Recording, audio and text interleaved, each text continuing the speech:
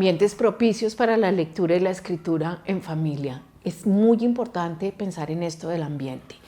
El ambiente no es solo físico, pero el ambiente sí nos da como un tono emocional y un tono emocional que nos propone hacer cosas o nos propone no hacerlas.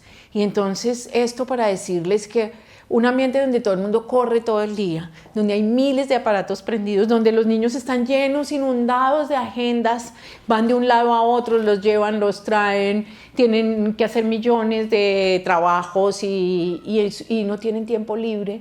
Es un ambiente donde la lectura es muy difícil leer. Nadie puede leer en esos ambientes.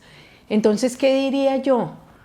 Libros, que los libros ocupen un lugar importante en la casa, libros de verdad. Sabemos, por supuesto, y cuando digo libros de verdad hablo libros en otros soportes, porque de todas maneras todo el tiempo estamos leyendo en pantallas, pero para los niños en la primera infancia y durante la niñez es muy importante el soporte físico, porque los niños tienen un pensamiento más concreto y además porque hay toda una relación que se establece con el libro.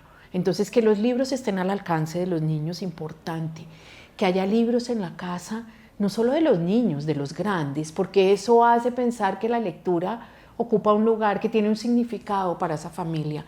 A veces entro a casas donde no hay un solo libro por ninguna parte o hay unos libros en la mesa de adorno y después me dicen, ay, es que mis hijos no leen, y yo digo, pero usted lee, ¿dónde están los libros aquí? Entonces, que haya esa referencia. Pero también las voces de los padres, las historias de los padres. Y ya que hablamos de escritura, fíjense que para que un niño quiera escribir, también hay que validar y valorar su palabra. Entonces, que haya sobremesas donde se puede conversar, que alguien deje una nota en algún sitio, la tarjeta que un niño le escribe a su mamá diciéndole te quiero mucho.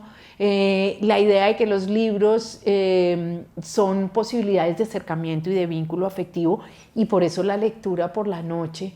Yo insisto mucho en ese rito de leer a la orilla de la cama, de leer cuando las sombras vienen y los niños se deslizan a ese otro mundo que es el mundo de los sueños.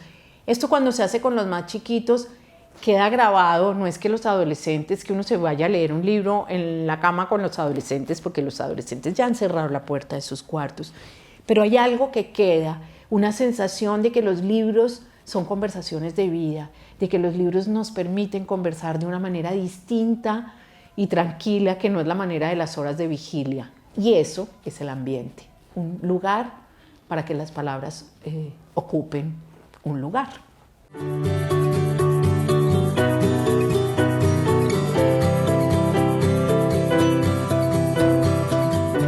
Bueno, yo creo que en algún momento a eso no hay que tenerle tanto miedo. A veces la lectura hasta yo la veo como una obligación. A veces a uno le toca leer algo para informarse de algo, en fin. Y como todos estamos todo el tiempo machacando con que es tan importante leer, y a veces es un sermón que no tiene correspondencia con la vida real, pues los niños, ¿cómo no van a decir eso si todo el tiempo están, por un lado, siendo obligados a leer y por otro lado, viendo que nadie a su alrededor hace nada fuera de los discursos? Entonces, lo primero, no nos asustemos. A los niños chiquitos, evolutivamente, digamos, en la primera infancia, los niños siempre quieren leer porque los libros traen las voces de los papás, y por una razón además muy sencilla, que es que cuando papá y mamá están leyéndome un cuento al lado de la cama, pues están casi prisioneros ahí, no se pueden ir a sus obligaciones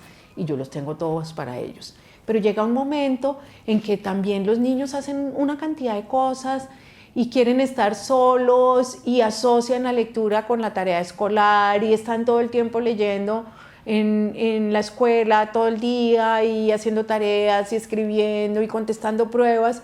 Entonces yo creo que ahí lo primero es, por favor, no sermoníen.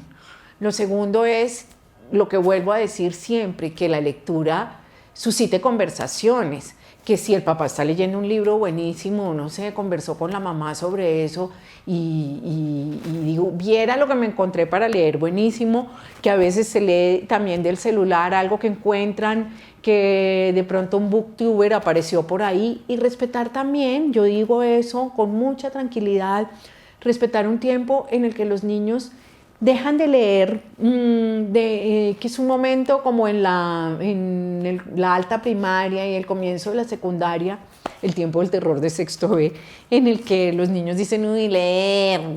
Entonces, bueno, ¿qué te gustaría leer? Miremos, respetemos posibilidades. No todos los niños quieren leer lo mismo.